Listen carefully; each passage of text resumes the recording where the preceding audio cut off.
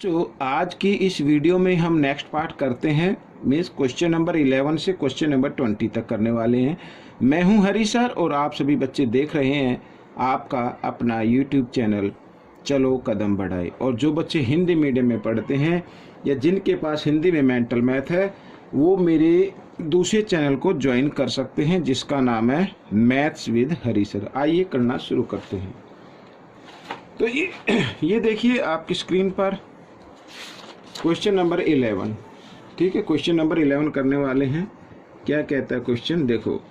Find the coordinate of the point where the equation 2x + y = 7 intersected at y axis. y axis पर intersect करती है, ठीक है ना। अगर देखो ये इस तरीके से ग्राफ बनाते हैं, ये y वाला होता है, ठीक है, और ये ऑर्डिनेट होता है और ये एबसिसा होता है, तो x और x माइनस का इस तरीके से। तो इसमें कहा कि y एक्सिस को इंटरसेक्ट करती है, यहाँ पर करे या इधर करे। तो अगर y एक्सिस पर इंटरसेक्ट करती है तो इसका मतलब क्या हुआ कि वो x 0 होगी, ठीक है, x क्या होगी, 0 होगी। अगर यहाँ पर हम 2 × 0 + y = 7 कर दे तो 2 0 0 होता है, तो y की वैल्यू क्या आ गई बच्चों, 7 आ गई, ठीक है। तो कोऑर्डिनेट पॉइंट क्या होंगे, एक तो x का तो 0 होगा और y का 7 होगा, तो यही आपका आंसर रहेगा, ठीक है। आइए करते हैं next question. Question number 12। Find the value of p। p की वैल्यू फाइंड आउट करनी so that linear equation 3px + y = 5 has a solution, ठीक है। ये सोल्यूशन और जिसके सोल्यूशन गिवन है 2/3 और y = 1। तो p की वैल्यू फाइंड आउट करनी बिल्कुल ईजी है। तो 3p x की जगह x की वैल्यू को पुट कर दीजिए 2/3, ठीक है, और प्लस आगे लिखा y, तो y की जगह y की वैल्यू और = 5। तो यहाँ 3 से 3 कैंसिल हो गया बच्चों, ठीक है। 2 को p से मल्टीप्लाई या 2p हो गया और = 5, ये +1 है, इक्वल के साइन से लेके आओ राइट हैंड साइड में तो हो जाएगा माइनस का, और p की वैल्यू हम निकाल लेते हैं। तो 5 में से 1 माइनस करेंगे 4, 2 इधर मल्टीप्लाई की फॉर्म में था और जब इक्वल के साइन से हम लेके आएंगे राइट हैंड साइड की तरफ तो वो हो जाएगा डिवाइड में, ठीक है। तो 2 से 2 2 जा 4, तो p की वैल्यू क्या आ गई, 2 आ गई। ये आपका आंसर बन गया। आइए नेक्स्ट क्वेश्चन। तो नेक्स्ट क्वेश्चन भी इजी है। Identify that the graph of the equation given है 3x - 2 = 0 is parallel to which axis, ठीक है। कौन सी एक्सिस के साथ ये पैरेलल होगा बच्चों, ये हमें बताना है।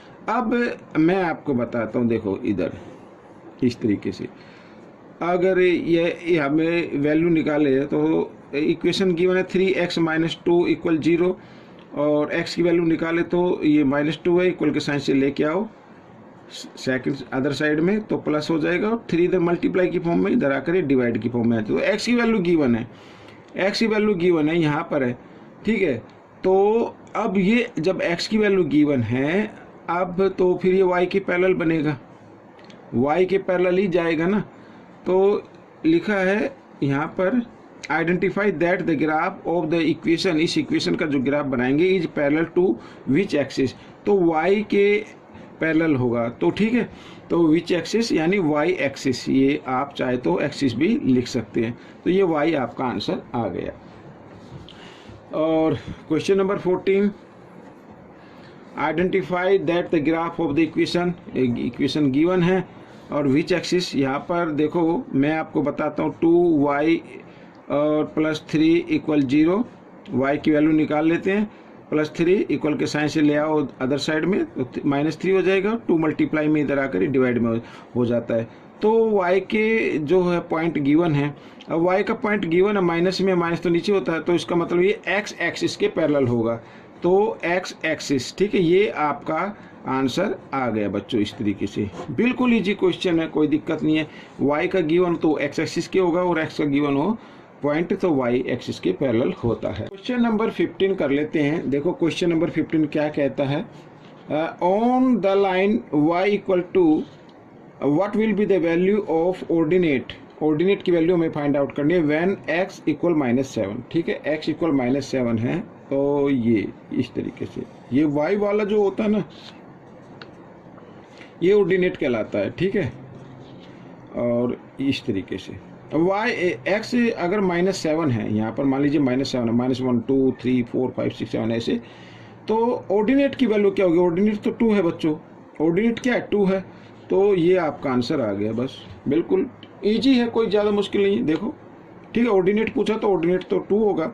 आइए करते हैं क्वेश्चन नंबर 16। तो question number 16, express y in the term of x, x के जो टर्म है उसको y में एक्सप्रेस करना है। ठीक है, तो ये हमारे पास इक्वेशन गिवन है, तो हम क्या करेंगे, -2y इधर रख लेते हैं और इक्वल 4, और ये x प्लस का इधर लेके आएंगे -x हो जाएगा। ठीक है, अब क्या करना है, y इक्वल अब 4 माइनस एक्स, 2 इधर मल्टीप्लाई में इधर आकर ये डिवाइड में हो गया, ये माइनस का साइन इधर ही रहने दे। ठीक है, ये हो गया।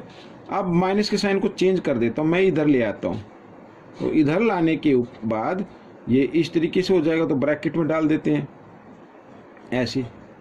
ठीक है, ये अब देखो, अब -4 हो गया, ब्रैकेट खोला तो, और ये जो अंदर माइनस ये प्लस का हो जाएगा और बाई 2 आ जाएगा, और आप चाहे तो इसको लिख सकते हैं x - 4/2, इस तरीके से भी लिख सकते हैं, यानी 4 को बाद में लिख सकते हैं। तो ये आपका आंसर आ गया। इसी प्रकार ये क्वेश्चन नंबर 17 भी है, ये भी ज़्यादा मुश्किल नहीं है। एक्सप्रेस x को एक्सप्रेस करना है y के टर्म को। ठीक है, जो y के टर्म है उसको x में एक्सप्रेस करना है। तो आप क्या करना, इस x को इधर रखना, 9 y प्लस में इधर आकर ये माइनस में हो गया। ठीक है, डिवाइड 2 मल्टीप्लाई में इधर आकर ये डिवाइड में होगा, तो ये आपका आंसर आ गया। बिल्कुल ईजी है। आइए करते हैं क्वेश्चन नंबर 18। तो क्वेश्चन नंबर 18 क्या कहता है, express y in the form of x in the equation 3x + y 5y - 11 = 0। Find the point find out करना है बच्चों।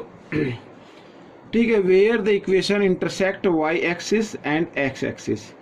अब देखो, अगर कोई भी लाइन y एक्सिस पर इंटरसेक्ट करती है, ठीक है, y पर इंटरसेक्ट करती है, तो उसका मतलब क्या होगा, x का तो 0 हो जाएगा बच्चों, ये तो आप याद रखना। ठीक है, अगर x इस जगह हम 0 रख दें तो 3 0 0 हो जाता है। यहाँ पर मैं करके दिखाता हूँ, देखो 3x - 5y इक्वल -11 है ना, इक्वल के साइन से इधर ले आते हैं +11। अब x अगर 0 है, अगर y एक्सिस पर कोई लाइन इंटरसेक्ट करते हैं, उसका मतलब x क्या होगा, 0 होगा। तो 3 0 0 ये तो हटा दो आप, तो y की वैल्यू आप निकाल ले, तो y की पॉइंट जो होंगे, वैल्यू का मतलब पॉइंट, तो 11 5 इधर मल्टीप्लाई में इधर आकर ही डिवाइड में हो गया, तो y के आ जाएंगे 11/5। ठीक है, ये पॉइंट होंगे अगर लाइन, कोई भी लाइन y एक्सिस पर इंटरसेक्ट करती है। याद रखना, अगर कोई लाइन y एक्सिस पर इंटरसेक्ट करती है तो उसके जो पॉइंट होंगे, कोऑर्डिनेट पॉइंट होंगे, वो 0 और 11/5 होगा। ठीक है, ये अच्छा। अब कहा है अगर x एक्सिस पर इंटरसेक्ट करे, x एक्सिस पर करते हैं तो इसका मतलब y वाला क्या होगा, 0 होगा। 3x = 11। अब 0 है, मैंने नहीं लिखा इधर, अगर 0 है, 5 0 0 होता है ना, तो हटा दो, तो x की जो पॉइंट आएंगे 11/3 ये आ जाएंगे। तो पहले पॉइंट लिखना है x वाला और फिर लिखना है y वाला। ठीक है, ये तो ये आपके पॉइंट आ गए। अगर कोई लाइन x एक्सिस पर इंटरसेक्ट करती है तो पॉइंट होंगे 11/3 और 0। अगर वही लाइन y एक्सिस पर इंटरसेक्ट करती है तो पॉइंट होंगे 0 और -11/5। ठीक है, तो ये क्वेश्चन आपका हो गया। आइए करते हैं क्वेश्चन नंबर 19। तो क्वेश्चन नंबर 19 ये रहा आपके सामने, बिल्कुल इजी है।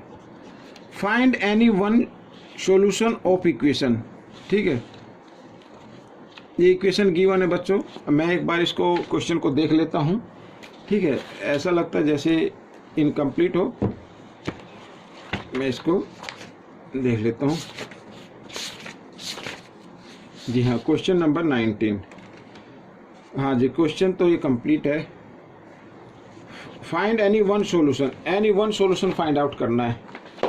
अब करना कैसे होता है मैं आपको बताता हूँ। 2x + 3y = 5। ठीक है, अब यानी कि LHS इक्वल होना चाहिए RHS के। ठीक है, अगर देखो 3 जो इसके कोफिशिएंट एक्स वाई के उनको अगर हम ऐड कर दे 3 और 2 कितना होता है 5, तो इक्वल आ रहा है। तो x और y की क्या वैल्यू होगी, अगर x इक्वल 1 रख दे और y इक्वल भी 1 रख दे तभी तो ये LHS इक्वल होगा RHS के, ठीक है ना।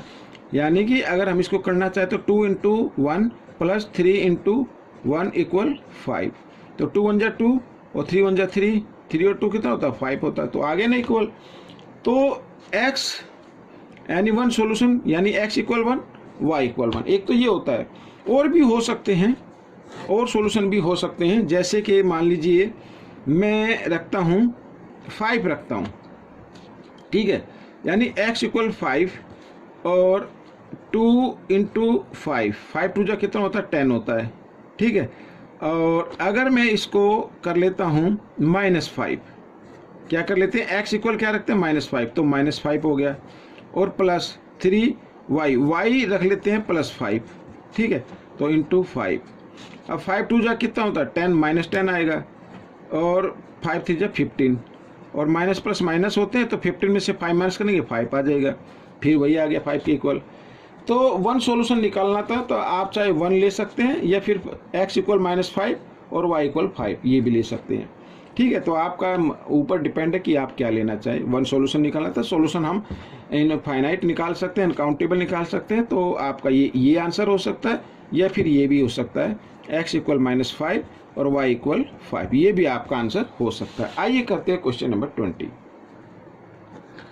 तो फाइंड एनी वन सॉल्यूशन निकालना है, ठीक है। ये अपने गिवन है y इक्वल x/2, ठीक है, वन सॉल्यूशन निकालना है, यानी यहाँ पर जो वैल्यू होगी और इधर जो वैल्यू होगी वो इक्वल होनी चाहिए।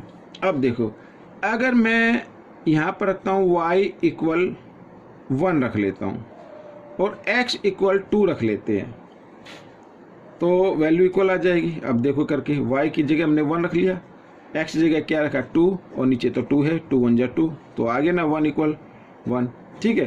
तो इस तरीके से तो ये आपके सॉल्यूशन हो सकते हैं, और भी सॉल्यूशन हो सकते हैं, आपके ऊपर डिपेंड है कि आप कौन से लेना चाहें, और भी आप कर सकते हैं इसमें, तो कोई दिक्कत नहीं है। जैसे मैं एक और करके दिखाता हूँ, मान लीजिए हम y इक्वल 4 ले लेते हैं, y इक्वल क्या ले लेते हैं 4 ले लेते हैं, तो x की जगह क्या रखे कि 2 से उसको डिवाइड करें तो 4 आ जाए, तो 8 रख ले, 2 4 जा 8, तो x इक्वल क्या होगा 8 होगा, तो ये भी हो सकते हैं। यानी अनकाउंटेबल हम सॉल्यूशन फाइंड आउट करते हैं। 1 पूछा था तो 1 ये आपका ये आ गया, चाहे ये आप लिख सकते हैं, ठीक है।